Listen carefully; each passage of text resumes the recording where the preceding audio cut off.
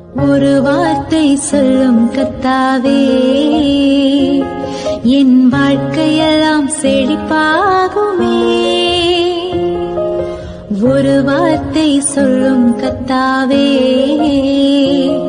என் வாழ்க்கையெல்லாம் செழிப்பாகுமே. ஆண்டவராகிய இயேசு கிறிஸ்துவின் இனிதான நாமத்திலே ஒரு வார்த்தை சொல்லும் கர்த்தாவே என்ற தியான நிகழ்ச்சிக்கு உங்களை அன்புடன் வரவேற்கிறோம். கர்த்தர் கிருபையாய் தந்த இந்த நல்ல நாளிலும் மீண்டும் உங்களை கர்த்தருடைய வார்த்தை மூலம் சந்திப்பதிலே மிக்க மகிழ்ச்சி அடைகிறோம். நீங்கள் எல்லாரும் சுகமாக இருக்கிறீர்களா? கர்த்தருடைய கிருபையினாலே நீங்கள் எல்லாரும் சுகமாக இருப்பீர்கள் என்று சொல்லி நாங்கள் நம்புகிறோம். கர்த்தருடைய கிருபையும் சமாதானமும் உங்கள் குடும்பங்களிலே பெருகுவதாக.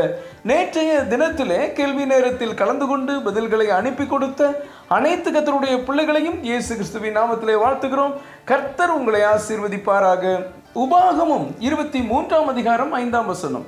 உன் தேவனாகிய கர்த்தர் பிலேயாமுக்கு செவி கொடுக்க சித்தமில்லாமல் உன் தேவனாகிய கர்த்தர் உன்மேல் அன்பு கூர்ந்தபடியினால் உன் தேவனாகிய கர்த்தர் அந்த சாபத்தை உனக்கு ஆசீர்வாதமாக மாற பண்ணினார்.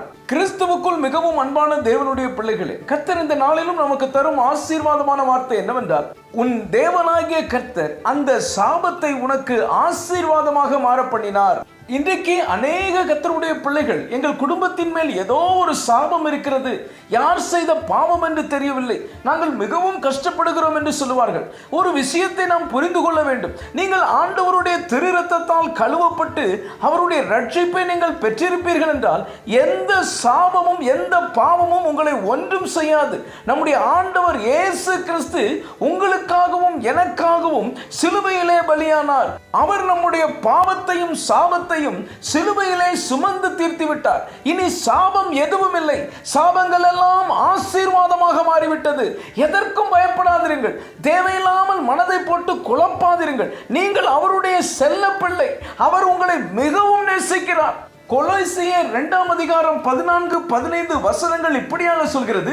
நமக்கு எதிரடையாகவும் கட்டளைகளால் நமக்கு விரோதமாகவும் இருந்த கையெழுத்தை குலைத்து அதை நடுவிலிராதபடிக்கு எடுத்து சிலுவையின் மேல் ஆணி அடித்து துரைத்தனங்களையும் அதிகாரங்களையும் உரிந்து கொண்டு வெளியரங்கமான கோலமாக்கி அவைகளின் மேல் சிலுவையில் வெற்றி சிறந்தார்.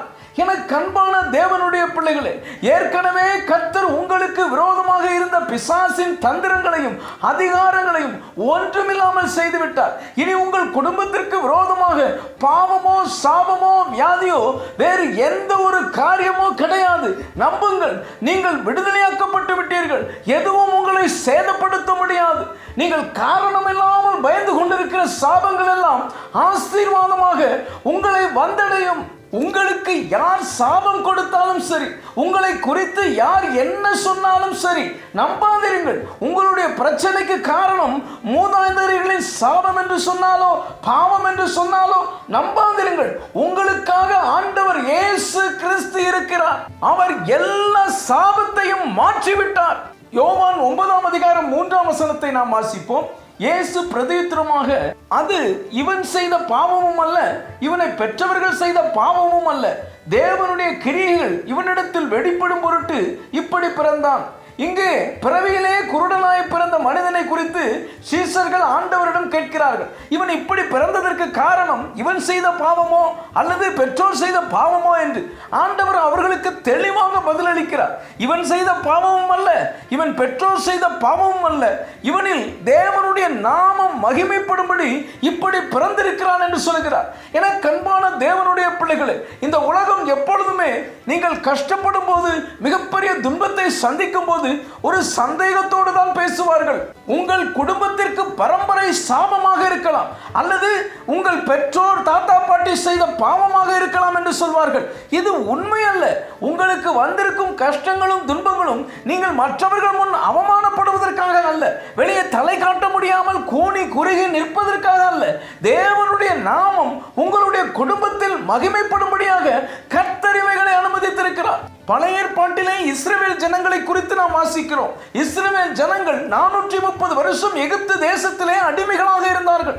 மிகவும் நெருக்கப்பட்டார்கள். கர்த்தர் அவர்கள் கூக்குரலை கேட்டு அவர்களை விடுவித்தார். அவர்களை பாலும் தேனும் ஓடுகிற தேசத்திற்கு கொண்டு வந்து ஆசீர்வதித்தார். என கண்பான தேவனுடைய பிள்ளைகளே, உங்கள் கூக்குரலையும் கர்த்தர் கேட்டிருக்கிறார். உங்கள் சாபத்தை ஆசீர்வாதமாக மாற பண்ணிவிட்டார். உங்களை பாலும் தேனும் ஓடுகிற தேசத்திற்கு கொண்டு வருவார். நீங்கள் கர்த்தருடைய ஆசீர்வாதத்தை சுதந்திரித்துக் கொள்வீர்கள். கர்த்தர் உங்களுக்கு செய்த நன்மைகளை நீங்கள் மற்றவர்களுக்கு சாட்சியாக சொல்வீர்கள். இது நடக்கும்.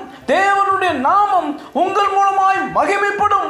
ஜெபிப்போம். அன்பின் பரலோக பிதாவே, இந்த நல்ல நேரத்துக்காய் நன்றியோடு உம்மை துதிக்கிறோம், ஸ்தோத்திரிக்கிறோம். உன் தேவனாகிய கர்த்தர் அந்த சாபத்தை உனக்கு ஆசீர்வாதமாக மாற பண்ணினார் என்ற வார்த்தையின் மூலமாய் நீர் எங்களோடு பேசினதற்காக நன்றி தகப்பனே. இந்த வார்த்தைகளை கேட்டுக்கொண்டிருக்கிற பிள்ளைகளுடைய வாழ்க்கையிலே சாபத்தை ஆசீர்வாதமாக நீர் மாற பண்ணினதற்காக ஸ்தோத்திரம். இயேசுவின் மூலம் ஜெபிக்கிறோம் நல்ல பிதாவே.